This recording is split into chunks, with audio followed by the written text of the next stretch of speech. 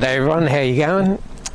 Just giving a test of the lapel mic instead, so the audio is a little more consistent, but this is my review of the expensive accessories on the bike.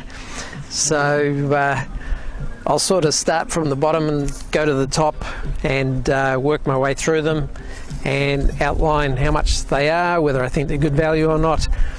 A little bit unlike the cheap accessories, I do quite a bit of research before I buy any of these. With the cheap ones, if you make a mistake and you want to try something else, it's not the end of the world. But with these accessories, you want to get it right. So I'll go through, give you my ideas of what I think about them, why I got them, and maybe even justify some of the cost to you. And yeah, hope the audio works a bit better this way. So yeah, let's get into it. Subject of bash plates. Now this is a highly contested, and there's as many opinions about bash plates as there are bikes out there, but personally I've always had a good run protection wise from the B&B plates. They're Australian made, $345, and the reason I liked it and waited a little while for it to come out was it actually has these wings that come up and protect your original tank guards, so nothing's going to catch down here. I've actually got a couple of gouges and scratches and stuff out of it. I've used it. Mine is one of the early pre-production ones. Like I say, I waited for it to come out, and I've got to say it's not perfect. The X brace at the bottom, so it's braced back here where the foot pegs mount, and where potentially you could put a center stand if you wanted to run one of those horrible things. So it ended up being very close to my exhaust, and in fact they gave me another X brace for the bottom, and their solution, rather than rejigging their jig, was to chamfer these edges, which is not exactly ideal. And my one also doesn't line up. You can't even get close to lining up the bolt on this side, which is supposed to go into this hole up here. I mean, it's about easily 10 millimeters out. There's nothing I can do. I can't move this and get it close enough to go in on that side. Having said that, well thought out in other areas. On this side they had a cutout, and there's the ability to get your filter screens out, and also you can get your oil filter out without having to take anything much off. I just take the plastic guard off and get the filter off for an oil change. So I do oil changes at 7,500 kilometers in between services, and I haven't taken the bash plate off for that. So that's pretty good, but this one won't line up either. It's pretty close. It's within maybe 5 millimeters, but yeah, I still quite like it. I probably at the moment would spend the extra $100 and maybe go for the AXP one. You can see it's not perfectly the same on both sides. There's a bit more of a gap here. I've adjusted it as much as I can. They also supplied it with one bolt that was too long, and the bolt was actually rubbing on the inside of the tank. Now, it wasn't enough to put a hole in it, but I ran it for about 20,000 kilometers, and it had put a actual scratch and a gouge in my tank. There was a bit of email backwards and forwards with B&B, but then nothing seems to have come of it, and nothing's happened, and that's about where it sits. So while I do like it, and I do like supporting Aussie businesses, maybe it's slipped off their radar. New things are out now, so that's B&B Bashplate. I've got the Radguard, which is Australian made alloy radiator guard. They're $165 delivered. Good piece of gear. It does actually rub slightly in the middle because it's slightly further forward. You can see I've got a bit of junk in there at the moment, but it does give me peace of mind, because sometimes I'm following the other guys, and it's good just to know that you've got that protection there, and nothing's going to be a drama. So yeah, pretty happy with that. So I didn't talk about it on my cheapy mods one, but one of the other reasons that I did decide to go for the MST was I ended up doing a really good setup for my exhaust. Now in Australia it costs $1,800 to go for the Aquapovic exhaust system, and I spent $200 to buy a link pipe which I can then put any muffler on that I want, and in this case I've gone for the Delkevic tri-oval exhaust, and it sounds great. You've probably heard it in my videos. It makes a nice little bark. It's not too loud, it's not too quiet, vehicles can hear you coming. I actually picked this up as a possibility to put onto my Africa Twin when I was getting rid of that, and they had two exhausts at a exhaust shop that was going out of business, so I actually got it really cheap. So that setup cost me about $300, $200 for the pipe and $100 for the muffler. But the muffler you can buy on eBay for $250, so even at that, at $450, it's still one of the cheapest options. And if I didn't like it, it's easy to change it and try another one. So that was my solution, and also part of my justification for the for going for the MST tower. A couple of sets of wheels like I do. And another thing well worth getting is the bike jack. This one is really secure. It has a hold here which I've got clipped up at the moment, which stops it from going down until you're ready to let it down. And for $150, if you're changing wheels and mucking around like I am, then I think this one is well worth its weight in gold. It's nice and sturdy, holds it on the B&B Bashplate. So I wasn't such a fan of the seat profile. It was actually making me slide forward all the time, and I just ended up down in the front area here quite a lot. So I went to my local motor trimmer and explained what I wanted to do. The fact is I don't double very often. I've got other bikes for that.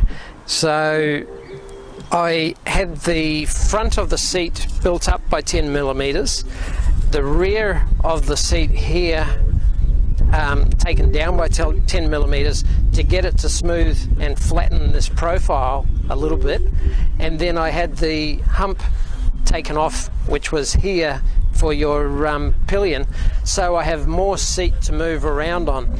Now I've gone for the Alcantara on top and vinyl on the sides. It was much better profile for me for the recent trip. I found that I could move all the way back the straps for my my rig bags, go across here, and I had a lot more seat to move around on, get comfy on. You know, it opens up the angle on your knees a little bit when you can move forward and back, and it cost me $250. I actually think it looks better on the bike from the profile of it. The only reason I didn't go for filling it in and going more like the Rally one is I'm quite short. I'm only 5'8", so I didn't want anything that raised the seat up that much. I did try one, and I do like the profile, and I think if you're a taller rider, that's absolutely the way to go, is to go for the Rally seat or the tall or you know, whatever. But for me, that's not really an option. I don't mind going up 10 millimeters. I'm happy to only get 1 foot down in 99.9% of situations, so this has actually been a good solution for me and worked really well. The Zumo XT is what I've gone for. I like the fact that when it's all together and it looks good, you know, it sort of matches the form and function, you know, between the original screen and the Zumo XT. It actually comes with the short arm, and I had an extra ball which I mounted onto the MST GPS mount rather than mounting it up here, which brought the GPS further forward. I like the fact that it's under the fairing height. It's actually nicely protected, and as I say, it hasn't moved, you know. So the XT here in Australia was retailing for about $850. I got it for about $815, and then since then I've added the inReach as well, and I just wired it down here into the accessories, so it's fused. I've just pulled that out, so just to show you how easy it is to wire in, but it's a good bit of gear, and you know, along with the Garmin inReach, it really gave us good connectivity for our recent trip. So this is about the fourth or fifth bike that I've had the Barkbusters on. These are the VPS guards on them. The reason I actually like these is in summer you just undo these two screws and take this deflector off, which pushes more air off your hands in winter. They're nice, they're slim profile, they go on, they're sturdy. I've only dropped the bike at low speed, I don't know, 3 or 4 times since I've had it, and you know, there's not a mark on them. They protect your hands well when you're pushing through bush and stuff, so yeah, I've got to say, for $125 I think that they're well worth it. And I also don't really go for the cheaper alternatives. I think you get what you pay for with these kinds of things, and you know, it's a well-made bit of gear, and also fits well with the look of the bike, so yeah, well worth it. Alright, so one of the accessories that I am really happy with is the Scott steering damper. I took off the linear damper that was under there and put on the Tripleclampmoto kit. Now in Australia that's $685 at the moment on their website. That includes shipping, and it turns up really quick. I mean, I don't know why everyone else doesn't do what these guys do. They use DHL, which have their own planes, so your shipment's not getting held up by the fact that there's no international flights. DHL fly all their own planes around the world, and in under a week it turns up from Canada. No drama, no fuss. It comes with the bolts that you use to mount it, a nice stainless steel post that goes into the under the little black plastic cover under there. You've got a thread, so it goes into that. It hasn't moved, hasn't done anything. Absolutely perfect. I run it about 1 full turn down from on. I haven't had to alter my high speed or my side to side. That comes set to return to centre. And when you've got your bike on the stand, it actually works pretty well. You can test it yourself, you know, how it doesn't interfere at low speeds but does at higher speeds, which is exactly what you want, and really just makes the bike so much more stable in 99% of conditions. Obviously you don't want it too high when you're in sand. It will climb up the side of ruts if you can't do that little bit of correction and let your bike move around and float a little bit in sand. But yeah, worth its weight in gold, which is literally the colour that it is. These are the Haan wheels that I've gone for. Now what I've done is I explained to you how I've gone for the single disc setup. So when I bought this set of wheels, part of the justification is that I can then run my older rubber on my original set of wheels, and on this one I'll always have fresh rubber, so that when I go for a ride or an adventure ride, then this wheel set will have the newer rubber on it. So this is after my 6,500 trip, and I've done, I don't know, maybe another 300 or 500 kilometers running around since I got back. So what I did was I bought a new rear disc and a new ABS ring, and a new ABS ring for the front and so both of my front wheels now have one disc on them plus an ABS ring, and the two back wheels have a disc and an ABS ring on it. I've just gone up, I'm sure all of you know I run the 15 tooth sprocket. I've just gone up from the 45 to a 46 tooth rear sprocket. I don't mind it being geared down another 2%. If it's doing 100 kilometers an hour at 4,500 revs, now it'll be doing it at 4,600 revs, which is absolutely fine with this motor. And I've gone for the Stealth sprocket for this set of wheels. They're just on order at the moment, but the rubber damper original front 15 tooth is, I'm just waiting for that to turn up, and then I'll have new chain and sprockets on it. And you know, at 33,000 kilometers, it probably needed it at 30,000. Yeah, I'll have the standard steel sprocket 46 on my other set, the standard set, and the super sprocket lighter one on this set, and then it's just a case of pop it on the hydraulic lift, flip it over really quick, and then I can run round on my original set of wheels with older rubber that I'm not particularly worried about doing road miles or, you know, just a little trip on, and save this set of wheels to always have good rubber on. These ones have got rim locks, 2.5 inch width on the rear, 1.85 on the front. They're a much tougher wheel. This wheel is still running really true. There's a little dent there. I picked up a rock from following behind one of the other guys, flicked out.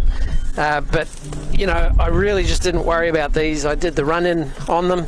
You've got to run them for an hour and then go around and check your spokes, and then run them for another few hours, and then they pretty much settled down, so they were good for my whole trip, and didn't need an adjustment when I got back. The very, very keen-eyed among you might notice that I took my hugger off, because when these tyres are new, they're a taller tyre. It's actually very close to the hugger, because I run the 140 on the rear, and 140/80 is about 6 or 7 millimeters taller than a 150/70 tyre is. I actually really prefer it. I prefer the profile, the shape, and the way that it changes how the front tyre contacts, and the roundness of it, as well as with the narrow rim. Now it wraps further in, so it has more rubber outside to protect the rim and flex without pinch flatting. So really happy with it. Really well worth it as far as I'm concerned. I mean, part of my justification was I wouldn't then be running just one set of wheels where I might have to buy a new set of tyres for an adventure, just because I'd, you know, taken the best part of the life out of a set of tyres, just running around on normal little rides. I mean, once these tyres get to the point where they're chamfering backwards like that on the side knobs, you're starting to get to the point where they're not perfect off-road. You can see that these ones are starting to flex up a bit, and yeah, that's what's, you know, sort of nearing the end of their life, but they're absolutely still fine for commuting or, you know, a day ride or something like that. So these are about to get changed. I've got the tyres waiting at the shop. I'm just waiting for my chain and sprockets to turn up. But yeah, look, overall I would have to say they have changed the look and the feel of the bike as much as anything. You know, I had my forks and shocks serviced just before the trip, and like I mentioned to you, you know, the oil levels in the front forks weren't right. Also going to the single disc front and reducing the rotating mass and your actual weight, you know, by one disc and one caliper, one brake caliper. It makes it much more fun to wheelie, much more happy you know, flicking a little bit more quickly. So yeah, that's really made a bit of a difference there to the overall feel of the bike. And who doesn't like a bit of orange bling as well? Come on, own up. I do. So the biggest question I get asked quite often is about my MST Rally fairing, and I've got to say that you know, I thought long and hard before I spent this much money on the bike, and there was a few factors that came into it that are relevant. One of them is I was actually going to spend quite a lot of money on upgrades and features for the bike. Let me run through it. I'm not sure all of you know, but a lot of you will, that there's a weakness with these two front mounts, which are you know, thin walled little mounts that are welded on there, breaking off. So I was going to fit the triple clamp head straight, you know, which in Australia, now I'm going to use Australian money because I'm in Australia, is $200, just to strengthen the original fairing mount. I was also going to spend $145 on the Vanash GPS mount to mount my GPS on the original fairing. I was going to buy a Raid windscreen. Now the Raid windscreen contour goes roughly in line with the headlight and then came up, and I've got to say I wasn't necessarily such a fan of that, and I know that there's other options, and you know, I had the little fairing on, and you know, the adjustable one and stuff, but that was what I was going to try.